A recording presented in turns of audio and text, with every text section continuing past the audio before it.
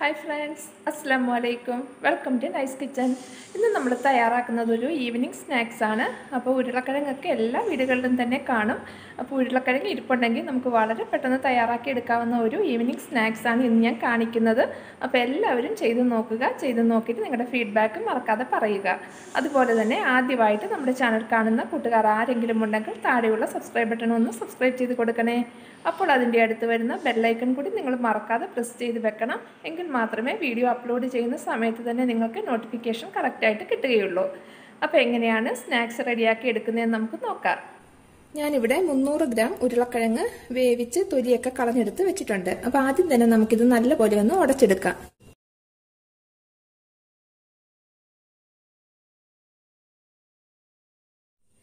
ഇതിലേക്ക് ഒരു ചെറിയ ക്യാരറ്റ് ഗ്രേറ്റ് ചെയ്തതാണ്, അതും കൂടി നമുക്ക് ഇട്ട് കൊടുക്കാം.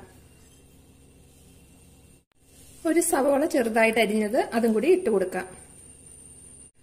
1/2 ടീസ്പൂൺ വെളുത്തുള്ളിയുടെ പൊടിയാണ്, അതും കൂടി ഇട്ട് കൊടുക്കാം.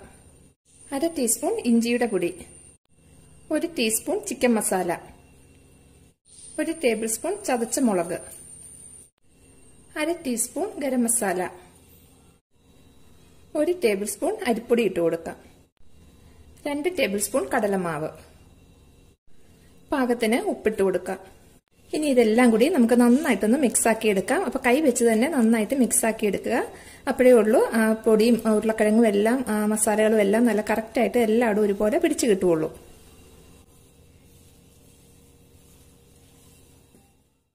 കുറച്ച് മല്ലിയിലയും കൂടി ചേർത്ത് ഒന്നും കൂടി മിക്സ് ആക്കി എടുക്കാം. ഇനി ഇത് നമുക്ക് ഇതിൽ നിന്ന് കുറേശ്ശെ എടുത്ത് നമുക്ക് ഇഷ്ടമുള്ള ഷേപ്പിൽ റെഡിയാക്കി എടുക്കാം. ഞാനിപ്പോൾ ഇവിടെ കുറച്ചൊരു നീളത്തിലുള്ള ഒരു ഷേപ്പിലാണ് റെഡിയാക്കി എടുക്കുന്നത് ഇതുപോലെ. അപ്പോൾ നമുക്ക് ഇഷ്ടമുള്ള പോലെ നമുക്കിപ്പം ചെറിയ ബോൾസ് ആക്കി ഉരുട്ടിയെടുക്കണമെങ്കിൽ അങ്ങനെ എടുക്കാം. അതല്ല നമുക്ക് ഇഷ്ടമുള്ള ഏത് ഷേപ്പിൽ വേണമെങ്കിലും റെഡിയാക്കി എടുക്കാം. അപ്പോൾ ഇതുപോലെ നമുക്ക് ഇത് മുഴുവനും ഒന്ന് റെഡിയാക്കി എടുക്കാം.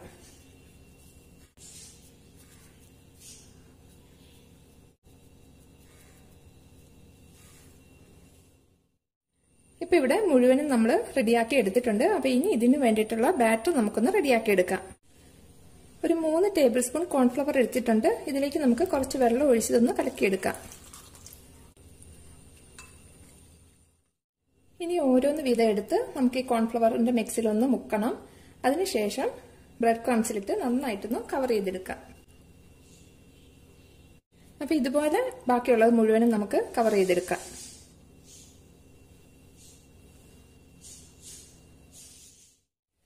ഇനി നമുക്കിതൊന്ന് ഫ്രൈ ചെയ്തെടുക്കാം. അതിന് വേണ്ടിയിട്ടൊരു പാനിലേക്ക് ആവശ്യത്തിന് ഓയിൽ ഒഴിച്ചൊന്ന് ചൂടാക്കിയെടുക്കാം. എണ്ണ ഇവിടെ നന്നായിട്ട് ചൂടായിട്ടുണ്ട്. അപ്പോൾ എണ്ണ നന്നായിട്ട് ചൂടായി കഴിയുമ്പോൾ ഇതൊരു മീഡിയം ഫ്ലെയിമിലേക്ക് മാറ്റി കൊടുക്കണം. എന്നിട്ട് വേണം നമ്മൾ ഫ്രൈ ചെയ്യാനായിട്ട് ഇടാനായിട്ട്.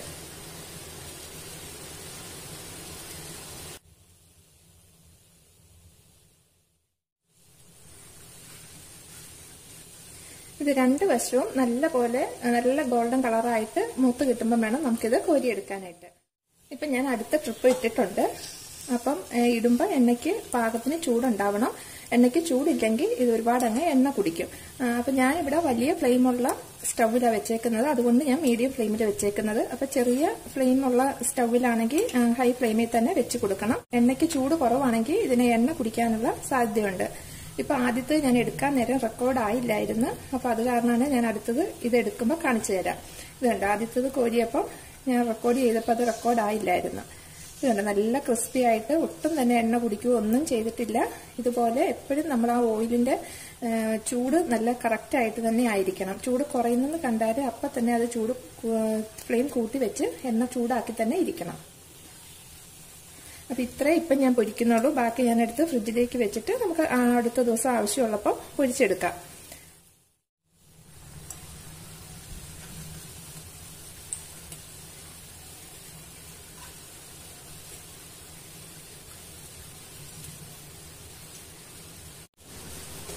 അപ്പോൾ എല്ലാവരും ഈ ഒരു സ്നാക്സ് ഉണ്ടാക്കി നോക്കുക. ഉണ്ടാക്കി നോക്കിയിട്ട് നിങ്ങളുടെ ഫീഡ്ബാക്ക് മറക്കാതെ പറയുക.